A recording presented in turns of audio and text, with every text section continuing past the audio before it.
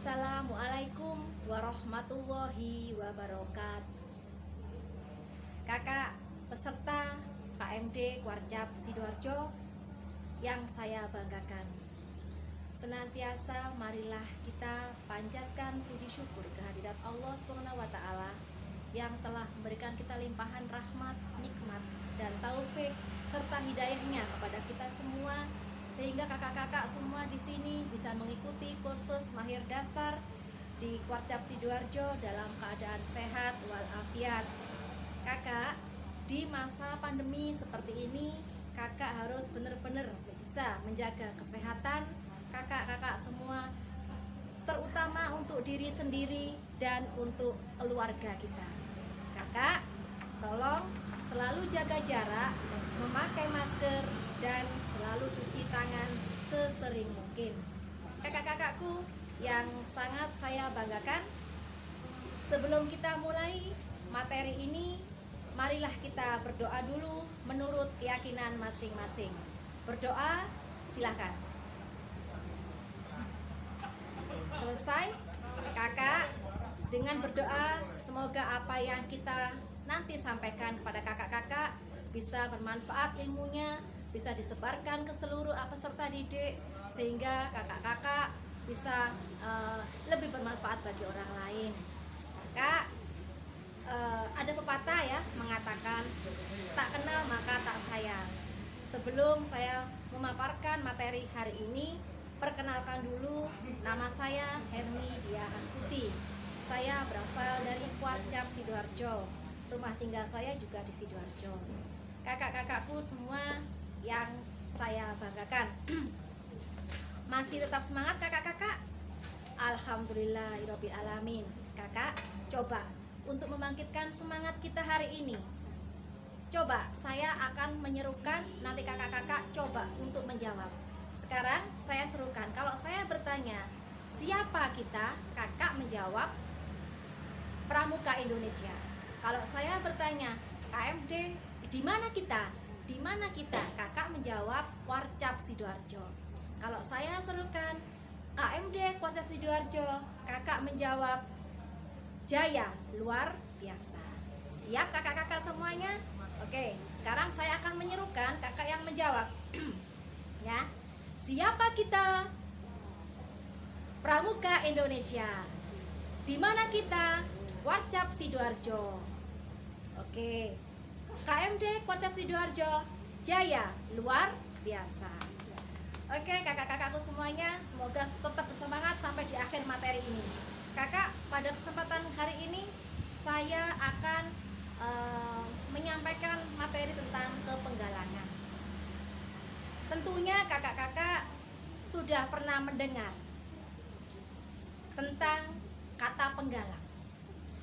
Kira-kira ada yang bisa membantu saya, apa sih yang terbersit dalam benaknya kakak tentang penggalang?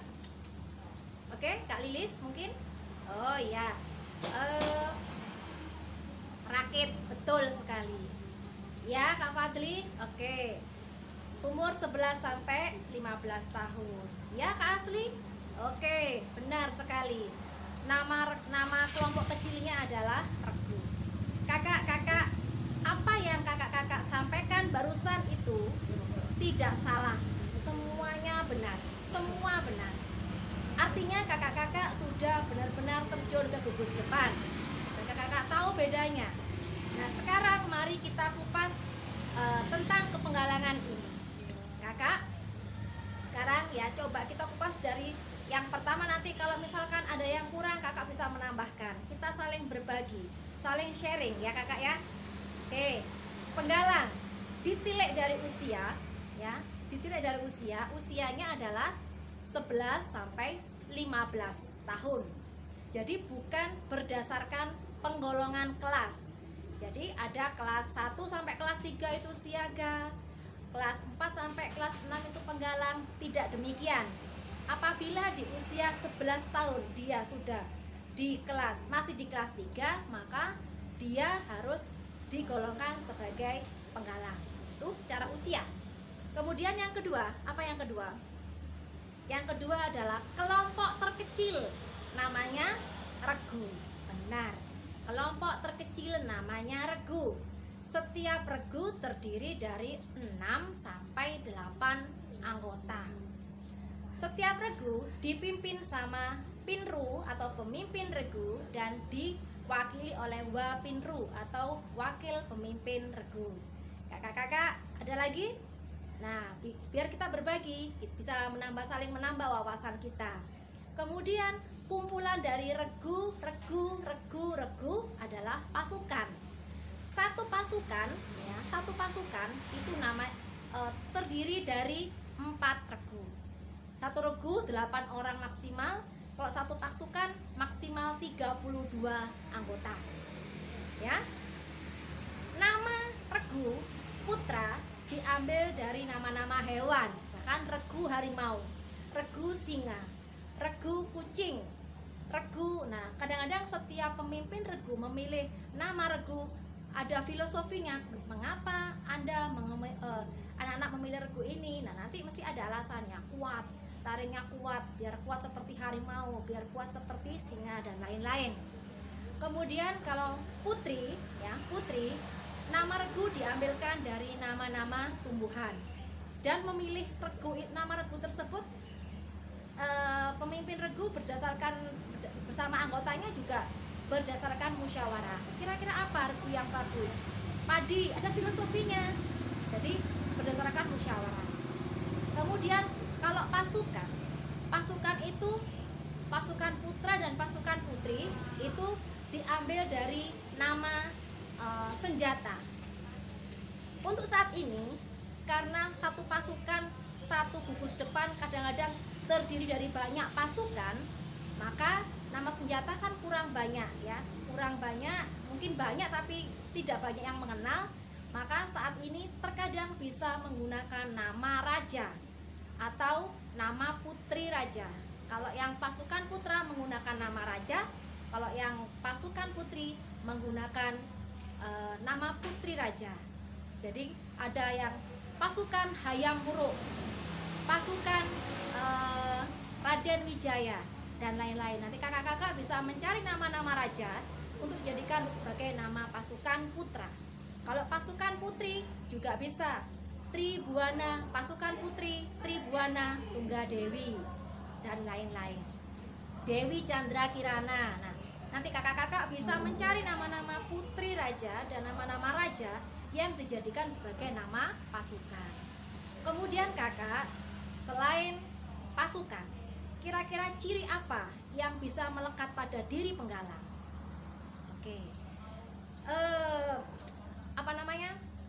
Penggalang itu mempunyai ciri. Ciri penggalang itu dia suka berpetualang. Dia suka bermain di luar, suka meneliti, suka bertanya. Dia suka berkelompok, senang berkelompok. Ya. Dia suka tantangan-tantangan. Nah, itu adalah ciri khusus dari penggalang. Tetapi apa? Kakak-kakak pembina yang nanti calon pembina di gugus depan ya, harus tahu sisi lain dari penggalang, yaitu penggalang masih mempunyai sifat emosional yang tinggi. Jadi kakak harus bisa mengenali peserta didik, anak didik di gugus depan.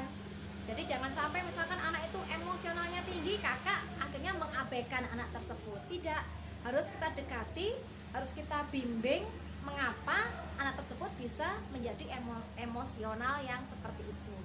Jadi kakak harus bisa menyelami jiwa peserta didik kakak di gugus depan. Kakak, selain itu apa lagi? Iya, bentuk upacara.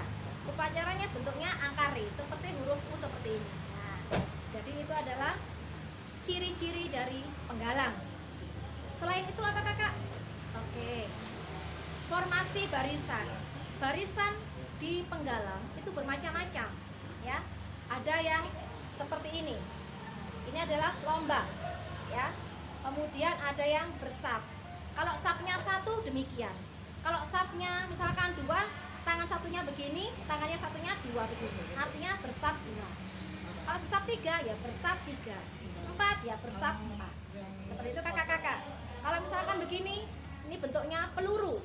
ya, pembinanya di tengah-tengah, kemudian peserta didiknya bentuknya seperti ini, gini ya. Nah, nanti kalau kakak-kakak bisa mempraktekkan ke peserta didik tentang formasi barisan.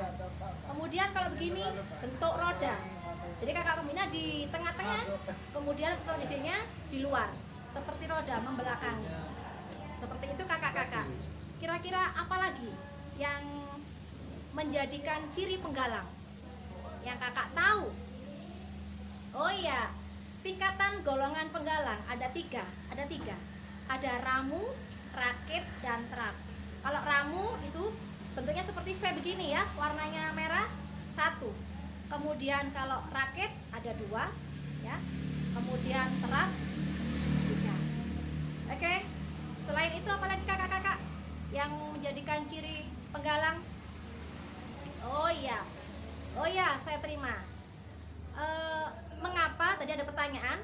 Mengapa warna penggalang itu kok dasarnya merah? Ya, kakak-kakak harus tahu.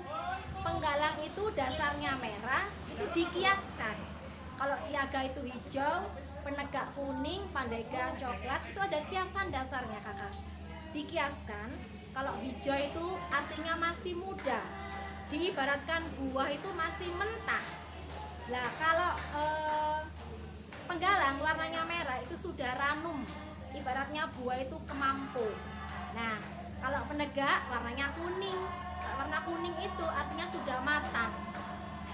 Kalau pandega warnanya coklat, coklat artinya bukan bosok, enggak, artinya sudah sangat matang, sudah siap mampu mengabdikan diri ke dalam masyarakat, siap memberikan manfaat kepada orang lain.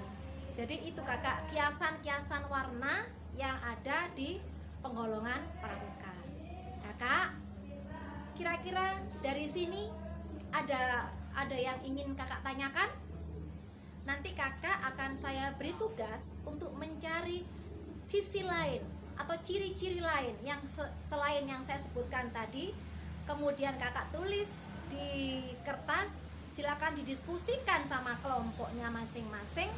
Nanti silakan dikomunikasikan dengan saya, kita bahas bersama-sama. Oke kakak, kiranya itu materi tentang kepenggalangan yang bisa saya sampaikan untuk hari ini. Lain kali kita bisa bertemu lagi dalam forum silaturahmi yang bisa memberikan manfaat kepada orang lain.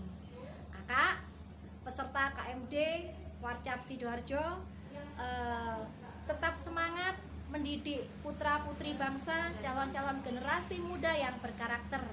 Semua tanggung jawab kakak ada di kakak, karena kakak merupakan ujung tombak dari peserta didik. Jadi apa yang kakak sampaikan itu pasti akan menjadi teladan bagi peserta didik.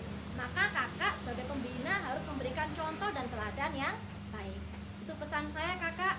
Semoga apa yang saya sampaikan ini bermanfaat bagi kita semuanya.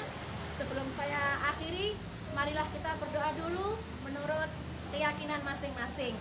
Berdoa, mulai.